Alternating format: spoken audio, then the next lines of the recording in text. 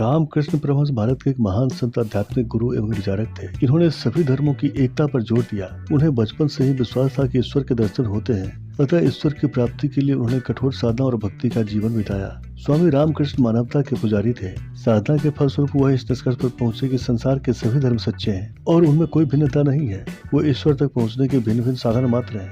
मानवीय मूल्यों के पोषक संत रामकृष्ण परमहंस का जन्म 18 फरवरी 1836 को बंगाल प्रांत स्थित कामारपुकुर ग्राम में हुआ था। इनके बचपन का नाम गदाधर था। पिताजी के नाम खुदीराम और माताजी का नाम चंद्रा देवी था। उनके भक्तों के अनुसार रामकृष्ण के माता पिता को उनके जन्म से पहले ही अलौकिक घटनाओं और दृश्यों का अनुभव हुआ था। गया में उनके पिता खुदीराम ने एक स्वप्न देखा था, जिसमें उन्होंने देखा था कि भगवान गदाधर ने उन्हें कहा कि वे उनके पुत्र रूप में जन्म लेंगे। उनकी माता चंद्रा देवी को भी ऐसा ही अनुभव हुआ था। उन्होंने शिव मंदिर में अपने घर में रोशनी प्रवेश करते हुए देखा था। इनकी बाल सुलभ सरलता और मंत्र मुग्ध मुस्कान से हर कोई सम्मोहित हो जाता था। वो एक परम आध्यात्मिक संत थे। 7 वर्ष की अल्पायु में ही गदाधर के सिर से पिता का साया उठ गया। ऐसी विपरीत परिस्थिति में पूरे परिवार का भरण पोषण कठिन होता चला गया। आर्थिक कठिनाइयां आई। बालक गदाधर का साहस कम नहीं हुआ। इनके बड़े भाई रामकुमार कलकत्ता में एक पाठशाला में संचालक थे। वे गदाधर को अपने साथ कोलकाता ले गए। रामकृष्ण का अंतर्मन अत्यंत निश्चल, सहज और विनयशील था। संकीर्णताओं से वह बहुत दूर थे। अपने कार्यों में लगे रहते थे। सतत प्रयासों के बाद रामकृष्ण का मन अध्ययन अध्यापन में नहीं लगा। 1855 में रामकृष्ण परमहंस के बड़े भाई रामकुमार को दक्षिणेश्वर काली मंदिर के मुख्य पुजारी के रूप में नियुक्त किया गया था। रामकृष्ण और उनके भांजे हृदय कुमार रामकुमार की सहायता करते थे। रामकृष्ण को देवी प्रतिमा को सजाने का दायित्व दिया गया था। 1856 में रामकुमार की मृत्यु के पश्चात रामकृष्ण को काली मंदिर के पुरोहित के तौर पर नियुक्त किया गया। रामकुमार की मृत्यु के बाद रामकृष्ण ज्यादा ध्यान मग्न रहने लगे। वे काली माता की मूर्ति को अपनी माता और ब्रह्मांड की माता के रूप में देखने लगे। कहा जाता है कि श्री रामकृष्ण को काली माता के दर्शन ब्रह्मांड की माता के रूप में हुआ था। और रामकृष्ण इसका वर्णन करते हुए लिखते हैं कि घर द्वार मंदिर और सब कुछ अदृश्य हो गया, जैसे कहीं कुछ भी नहीं था, और मैंने एक अनंत तीर विहीन आलोक का सागर देखा। यह चेतना का सागर था। जिस दिशा में मैं दूर दूर तक जहाँ भी देखा, बस उज्ज्वल लहरें दिखाई दे रही थी, जो एक के बाद एक मेरी तरफ आ रही थी। अफवाह फैल गई थी कि दक्षिणेश्वर में आध्यात्मिक साधना के कारण रामकृष्ण का मानसिक संतुलन खराब हो गया था। रामकृष्ण की माता और उनके बड़े भाई रामेश्वर रामकृष्ण का विवाह करवाने का निर्णय लिए। उनका यह मानना था कि शादी होने के बाद गदाधर का मानसिक संतुलन ठीक हो जाएगा। शादी के बाद आए जिम्मेदारियों के कारण उनका ध्यान आध्यात्मिक साधना से हट जाएगा। रामकृष्ण ने खुद यह कहा कि उनके लिए कन्या जयराम बाटी में रामचंद्र मुखर्जी के घर पा सकते हैं। 1859 में 5 वर्ष की शारदा मणि मुखोपाध्याय और 23 वर्ष के रामकृष्ण का विवाह संपन्न हुआ। विवाह के बाद शारदा जयराम बाटी में रहती थी और 18 वर्ष के होने पर वह रामकृष्ण के पास दक्षिणेश्वर में रहने लगे। रामकृष्ण तब सन्यासी का जीवन जीते थे। कालांतर में बड़े भाई चल बसे। इस घटना से वे व्यथित हुए। संसार की अनित्यता को देखकर उनके मन में वैराग्य का उदय हुआ। अंदर से मन न करते हुए श्री रामकृष्ण मंदिर की पूजा एवं अर्चना करने लगे। दक्षिणेश्वर स्थित पंचवटी में वो ध्यान मग्न रहने लगे। ईश्वर दर्शन के लिए वे व्याकुल हो गए।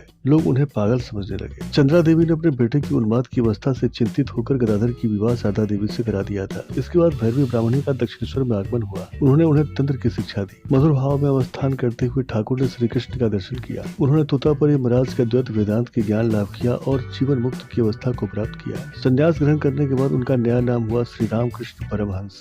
समय जैसे जैसे व्यतीत होता गया, उनके कठोर आध्यात्मिक अभ्यासों और सिद्धांतों के समाचार तेजी से फैलने लगे और दक्षिणेश्वर का मंदिर उद्यान शीघ्र ही भक्तों एवं भ्रमणशील सन्यासियों का प्रिय आश्रय स्थान हो गया। कुछ बड़े बड़े विद्वानों एवं प्रसिद्ध वैष्णव और तांत्रिक साधक जैसे पंडित नारायण शास्त्री, पंडित पद्मलोचन तारकालकर, वैष्णव चरण, गौरीकांत तारक भूषण आदि उनसे आध्यात्मिक प्रेरणा प्राप्त करते रहे। वह शीघ्र ही तत्कालीन सुविख्यात विचारकों के घनिष्ठ संपर्क में आए, जो बंगाल में विचारकों का नेतृत्व करते थे। इनमें केशव चंद्र सेन, विजय कृष्ण गोस्वामी, ईश्वर चंद्र विद्यासागर के नाम लिए जा सकते हैं। इसके अतिरिक्त साधारण भक्तों का एक दूसरा वर्ग था, जिसके सबसे महत्वपूर्ण व्यक्ति रामचंद्र दत्त, गिरीश चंद्र घोष, बलराम बोस, महेंद्रनाथ गुप्त और दुर्गाचरण नाग थे। स्वामी विवेकानंद उनके परम शिष्य थे। रामकृष्ण परमहंस जीवन के अंतिम दिनों में समाधि की स्थिति में रहने लगे, अतः तन से शिथिल होने लगे। शिष्यों द्वारा स्वास्थ्य पर ध्यान देने की प्रार्थना पर अज्ञानता जानकर हंस देते थे। इनके शिष्य इन्हें ठाकुर नाम से पुकारते थे।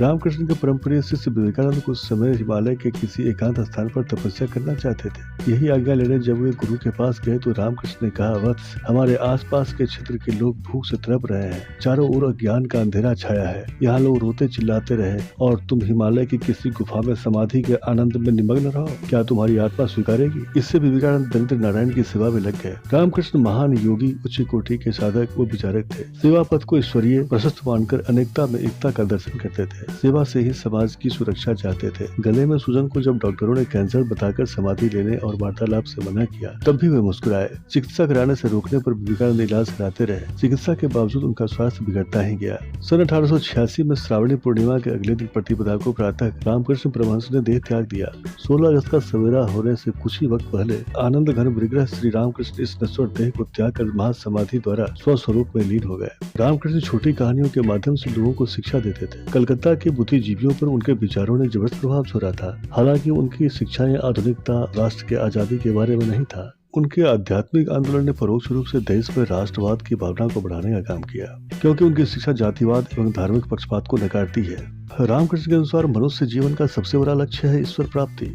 रामकृष्ण कहते हैं कि कामनी, कंचन ईश्वर प्राप्ति के सबसे बड़े बाधक है। श्री रामकृष्ण परमहंस की जीवनी के अनुसार वे तपस्या, सत्संग और स्वाध्याय आदि आध्यात्मिक साधनों पर विशेष बल देते थे। वे कहा करते थे, यदि आत्मज्ञान प्राप्त करने की इच्छा रखते हो तो पहले अहम भाव को दूर करो, क्योंकि जब तक अहंकार दूर न होगा अज्ञान का पर्दा कदापि नहीं हटेगा। तपस्या, सत्संग, स्वाध्याय आदि साधनों से अहंकार दूर कर आत्मज्ञान प्राप्त करो, ब्रह्म को पहचानो। रामकृष्ण संसार को माया के रूप में देखते थे। उनके अनुसार अविद्या माया सृजन के काले शक्तियों को दर्शाती है, जैसे काम, लोभ, लालच, क्रूरता, स्वार्थी कर्म आदि। यह मानव को चेतना के निचले स्तर पर रखती है। यह शक्तियां मनुष्य को जन्म और मृत्यु के चक्र में बांधने के लिए जिम्मेदार है। वहीं विद्या माया सृजन की अच्छी शक्तियों के लिए जिम्मेदार है, जैसे निस्वार्थ कर्म, आध्यात्मिक गुण, ऊंचे आदर्श, दया, पवित्रता, प्रेम, कर्तव्य परायणता, भक्ति। यह मनुष्य को चेतन के ऊंचे स्तर पर ले जाती है। सनातन प्रेमियों से अनुरोध है कि ऐसे ही रोचक तथ्यों को जानने और समझने के लिए इंस्पायरिंग सनातन को अवश्य सब्सक्राइब करें तथा लाइक और शेयर से हमारा उत्साह वर्धन करें। कमेंट के माध्यम से अपना सुझाव भेजें, जिससे हम अपनी प्रस्तुति तदुरुस्त कर सकें।